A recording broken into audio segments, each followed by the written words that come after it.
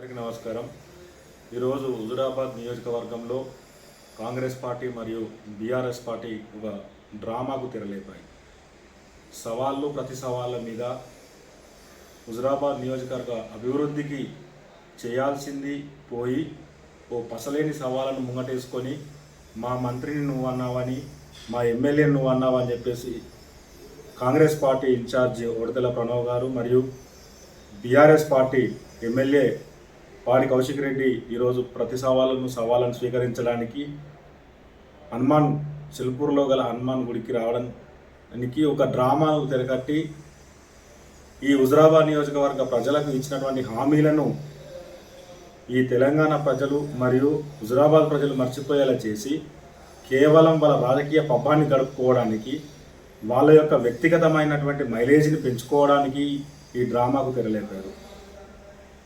ఇప్పటికీ వానాకాలం మొదలైంది. రైతు బంధు అనేది రైతుల అకౌంట్లో వేయలేదు.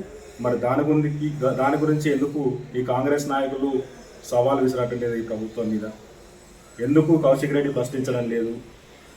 కౌలు రైతులకు మరియు రైతు కూలీలకు ఇస్తున్న డబ్బులు ఇప్పటి వరకు వాళ్ళకి ఇవ్వట్లేదు. వాటి గురించి ఎందుకు మీరు సవాలు చేసుకోవట్లేదు?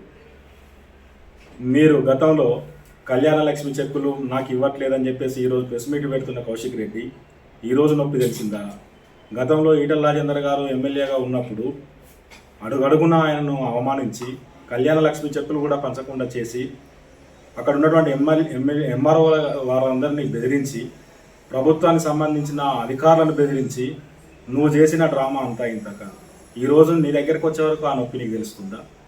నువ్వు చేసింది మళ్ళీ నీకే తిరిగి వస్తుంది. దీన్నే కర్మఫలం అంటారు కౌశిక్ రెడ్డి. మీరు చేసేటువంటి ఈ డ్రామా వల్ల, సవాళ్ళు ప్రతి సవాళ్ళ వల్ల ఈ హుజురాబాద్ నియోజకవర్గ ప్రజలకు పైసంతా పని జరగదు.